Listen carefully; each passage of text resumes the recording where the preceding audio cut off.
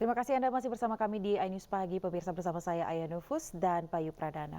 Pemirsa, sebuah kapal kayu yang membawa rombongan pedagang dari Kecamatan Singkil menuju Pulau Banyak karam di perairan Singkil, Aceh.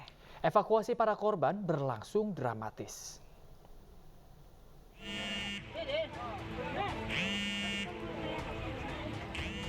Inilah proses evakuasi para penumpang kapal motor Anur yang karam di perairan Singkil, Aceh. Kapal kayu yang membawa penumpang dan barang dagangan ini karam di tengah laut saat berlayar dari Kecamatan Singkil menuju Pulau Banyak. Sebanyak 15 penumpang yang terdiri dari 14 orang dewasa dan 1 anak-anak akhirnya berhasil dievakuasi ke daratan Kilangan dan ujung Kecamatan Singkil. Evakuasi berjalan dramatis karena kondisi air di lokasi kejadian kurang bersahabat dan banyaknya barang dagangan milik penumpang kapal. Petugas gabungan yang terdiri dari Badan Penanggulangan Bencana Daerah Aceh Singkil, Pos TNI Angkatan Laut dan Satpol Airut berjibaku menyelamatkan para penumpang. Evakuasi seluruh penumpang sudah selesai dilakukan. Terkait tim-tim yang kita turunkan untuk evakuasi korban, ada sebagian dari Pos AL Singkil, Pol Airut Singkil, tim BPBD, serta masyarakat.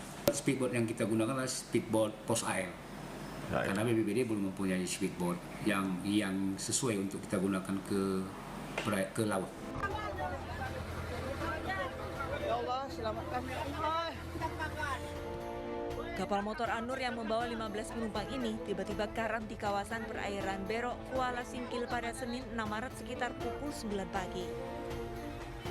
Sejumlah kapal motor lain yang saat itu juga tengah melintas tak jauh dari lokasi langsung memberikan pertolongan. Selanjutnya disusul oleh petugas gabungan yang sigap mengevakuasi para penumpang.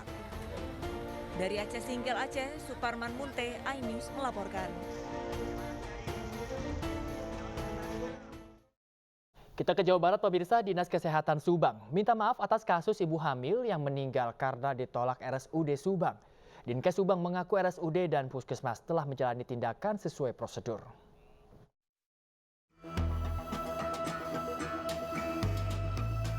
Kurnaisi, 39 tahun, warga Kampung Citombe, Desa Buniara, Kecamatan Tanjung Siang, Subang, Jawa Barat, meninggal dunia bersama anak di dalam kandungannya.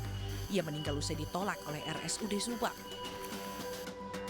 Suami korban, Juju, menjelaskan peristiwa bermula saat istrinya dibawa ke IGD RSUD dan sempat mendapat perawatan di sana.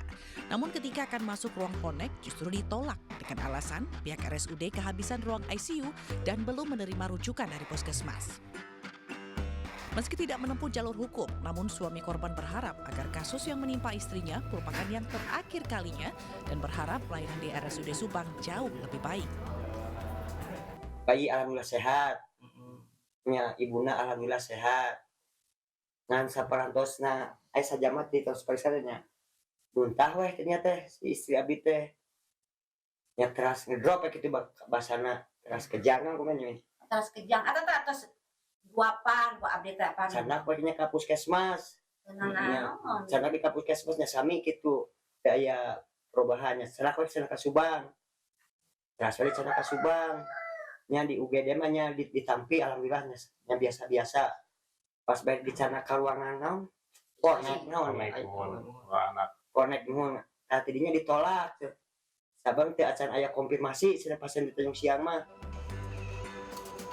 Sementara pihak RSUD Subang membantah telah menolak pasien ibu hamil tersebut. Menurut Direktur RSUD Subang, Dr. Ahmad Nasuhi, penolakan hanya persepsi dari keluarga pasien saat petugas rumah sakit menyebut ruang ICU penuh dan disarankan mencari rumah sakit lain. Konek kaget. Tuh, ini bukannya pasien yang mana ini? Kan tadi sudah dikasih tahu harus nyari ICU, kita penuh. Ya. Jadi dalam kondisi seperti ini, bukan kita menolak, ya. Karena apa? Kalau dioperasi mau taruh di mana? Ya. Kalau ditanganinya nanti sampai kapan? Gubernur Jawa Barat Ridwan Kamil juga telah meminta Bupati Subang untuk menegur dan mengevaluasi RSUD Subang agar kejadian ini tidak terulang lagi.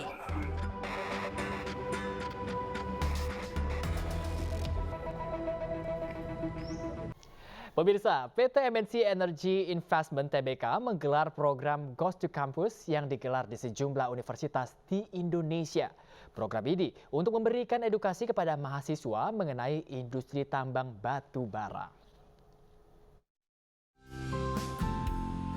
Dalam rangka peringatan Bulan K3 Nasional, PT MNC Energy Investment Tbk menggelar program Ghost to Campus di Fakultas Teknik Pertambangan dan Geologi Universitas Sriwijaya Palembang, Sumatera Selatan.